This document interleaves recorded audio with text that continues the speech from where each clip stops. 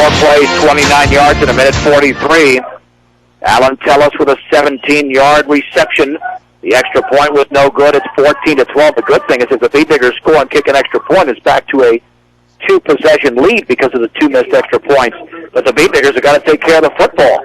Well, Ken Denver's kicking from the right hash mark this time, and they'll be kicking it right towards Garcia. Brugioni will kick it very low. It'll take 2 big hops and over Garcia's head into the end zone.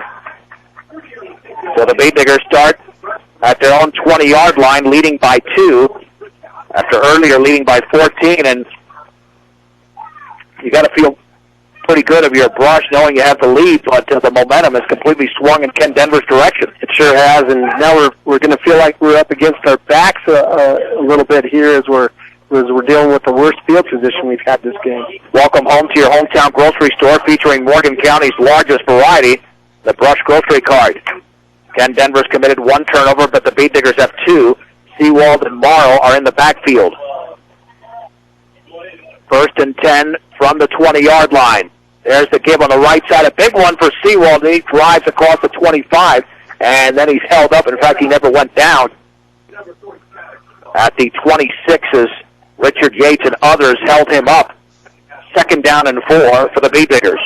Just a nice run there again. Garcia goes with an inside handoff and trying to run that trap play.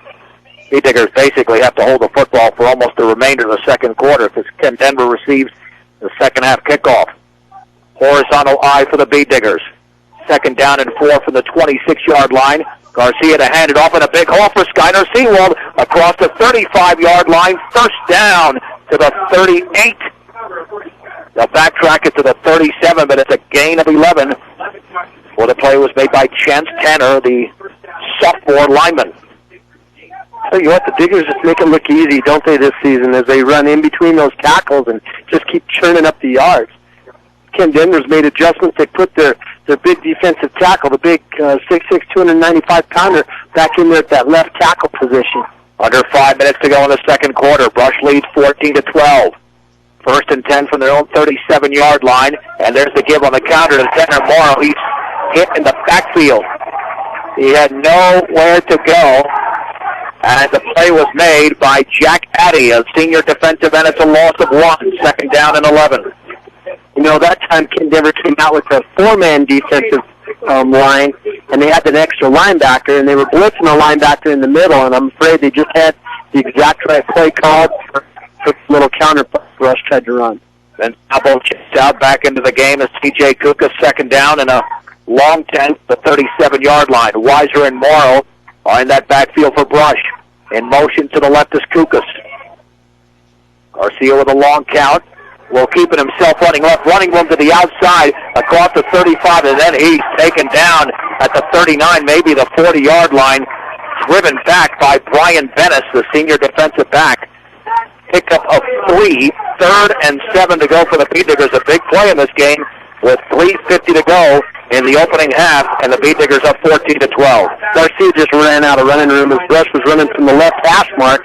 He ran up to the short side of the field, and he didn't have enough room to stretch it out and try to turn it up. Lots of energy in this Ken Denver side. If they get a stop, they'll have a chance to take the lead before the break. 3rd down and 7 for the 40-yard line. The lone setback is Skyner Seawald. 2 receivers out to the left and the right. Handoff Seawald off the middle. 1st down across the 45. Then he drives to the 50-yard line. Skyner Seawald running hard for 10 yards as Brian Bennis made the tackle. And the Beatdiggers have done that many times this season successfully on 3rd and long. Yeah, they just spread him out and then let Seawald take care of the rest. Yates was the free safety trying to make the tackle. I'm telling you, I'm glad he's out there adjusting his chin strap and has held it right down. He took a solid hit there from Seawald. 1st and 10 from the 50. Beatdiggers back in that horizontal I, which means they have no receivers in on this play.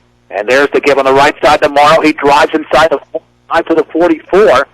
Some hard running by Tanner Morrow as the initial hit was made by Collins Gant, senior defensive.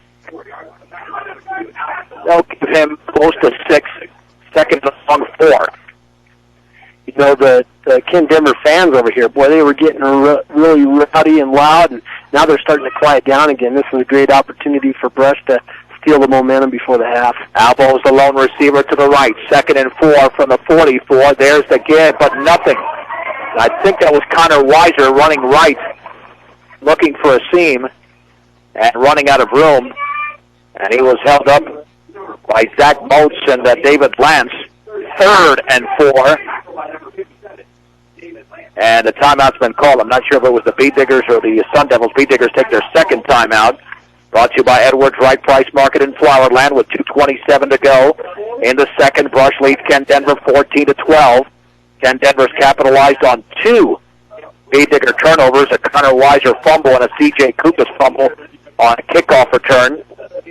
And this is a huge drive for Brush, Dave, because if they can punch it into the end zone and grab a 9-point lead, again, as I said earlier, knowing that Ken Denver receives the second half kickoff, the Bee Diggers will have had a 2-possession lead and have a little bit of breathing room, but we know that the 14-0 lead evaporated fairly quickly as well. You know, Ken Denver showed their ability to score quickly. There's 2:27 left in the half. I just want Brush to get the first down here and make sure Ken doesn't have any time left. Trips to the right. The lone setback is Seawald. They'll be looking for him to get the football. They won't fall asleep this time on defense. On 3rd down and 4. Garcia gets to Seawald right up the middle, and he dives to the 42. Short of the first down. David Lance made the tackle. It's a gain of, they're only going to give him 1 to the 43. 4th and 3. Big decision for Brush. And the clock will sit down inside of 2 minutes. And this is a huge play because if the Bee Diggers don't pick this up, Ken Denver's going to operate with a short field. 4th and 3 from the Ken Denver 43. Horizontal I. Garcia will give it to Weiser, taking it wide, and he's in the backfield down at the 45-yard line. Shirt tail by Zach Moats, a loss of 2. Ken Denver takes over with 1 timeout on their own 45-yard line. Bee Diggers have no chance there. Now they try to bounce that thing outside, and Ken Denver had all their defensive people up there. They were all up there inside the box, their linebackers. All they had back there was a free safety, and Weiser tried to bounce it to the outside, but Moats just used one arm, grabbed him by the shirt, by his jersey over his shoulder pad, and jerked him down. 1st down and 10 for the Sun Devils at their own 45-yard line. The way the Bee Diggers were playing, you figured this could be an easy game. But no longer. Baxton and I. There's the handoff on the counter to Florence. He's going to be taken down to the backfield. Felix Calderon was in there along with Shea Hansen. It's a loss of 3. Where the Diggers had a lot of penetration on that play. At least 3 linemen were in the backfield. 2nd down and 13. Clock is still ticking. You know that Ken Denver will take a timeout if they get close to a first down, just so they save some time. 1:20 to go. Joe Rosenbrock's in there on defense. 2nd down and 13 for the 42-yard line. The defense off the floor, cut the middle, breaks his tackle, and then Rosenbrock has him at the 47 along with Steiner Seawald. It's a gain of 5 yards. 3rd down and 8 to go.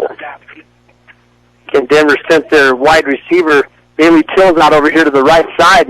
This is really important time for the Diggers to be paying attention to where those money men are for Ken Denver. 3rd and 8 from the 47. They have to get to the Bee Digger 45. Rolling right is Florence. Backside pressure coming. Throws underneath. A pass incomplete. At the 45-yard line of Brush, Trevor Blake on the coverage intended for Bailey Tills. And now we've got a late flag. And this will be roughing the passer against the Bee Diggers. So the drive will continue with 42.6 seconds to go before the break. Weiser was our defensive end there, and he just got in there and made the late hit. You could tell it was against the Diggers from the very beginning, and all the offensive linemen for Ken Denver were standing up clapping. They're walking this off all the way to the 30-yard line of Brush, so Ken Denver with more life. 1st and 10. The Bee Diggers might lose the lead before the break. But keep the play in the middle of the field, and you're going to force Ken Denver hopefully into no worse than a field goal situation. Well, that's too bad. That's just giving away perhaps more points.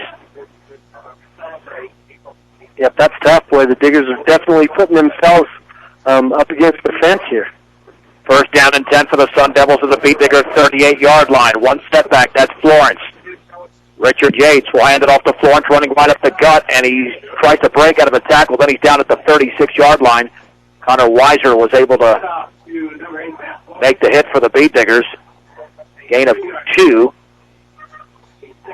2nd down and 8 to go. Clock continues to run. 23 seconds to go.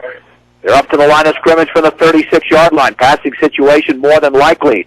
And now the quick pass out to the left is caught by Tellis, and he's down after a gain of around 5. Tanner Morrow makes the play, maybe more than that. We'll give him 6 to the 30-yard line. 3rd down and 2 to go. 13.1 seconds to go. So the Beet Diggers only need to make a couple of plays here, Dave, and they retain a 2-point lead going into the locker room. They're just going to have to, there's a lot of real athletic receivers there for Ken Denver that can catch those short passes and then turn it upfield in a hurry. Collins Ganson made that reception and not Tellis. My mistake there. 3rd down and 2 from the 30. A brush. Gans the receiver to the left. Out to the right is Bailey Tills. Shotgun formation for Florence. Has the football. 2-step drop. Now rolling to his right. Pressure coming. Throws along the sideline. Tills is out there. Garcia jumps. And Tills has caught it for a touchdown. He caught it for a touchdown. Holy Mohandas, the coverage was there. But it's from 30 yards away, and Ken Denver's taking the lead. 18-14. Boy, the Diggers had some pressure on the quarterback. They were jumping up in Yates' face when he threw the football. But Garcia had good coverage as well too. He jumped up as high as he could. But you know, when you're not that tall, it's easy for people to throw it over the top of you. With 4.8 seconds to go, incredible. Sawyer Petrie to attempt another extra point. You pay the price for gambling and not having it pay off. Peters at 2, and they're going to fake it, go for 2. The throw on the left side is incomplete. And that pass was intended for Brian Boatman. Richard Yates, the quarterback, is the holder. 4.8 seconds to go. Ken Denver's got an 18-14 lead. We'll keep it right here. A 5-play, 55-yard drive in 1:46. And the Beet Diggers might have played their worst quarter of the season. Yeah, I'll tell you, just with those, like you said, those turnovers and then just inopportune penalties really shot him in the foot there. You know, this is gut check time for the Diggers. You know, even though there's 4 seconds left in the half, they've got to get their heads up. Seeing a few of the guys out there with their hands on their hips and they're kind of hanging their heads a little bit. They're going to have to get their heads up and realize that there's still a half of football left to play. Well, this is the first time the Beet Diggers have trailed in the playoffs. They haven't been down since they were behind in Keensburg to Wells Central. They were down in that game 20-0 at one point at 142-28. So they can certainly come from behind and win. Dan Brugioni to kick it off. Or Ken Denver probably will squib this, as he does. And the ball is picked up by Weiser at the 26-yard line, still running hard across the 35 to the 40 and down at the 41, return of 16. And that's the end of the opening half as the tackle was made by Jackson Gibbons. With the score, Ken Denver 18, Brush 14 on 1010 KSRR and KSRR.com.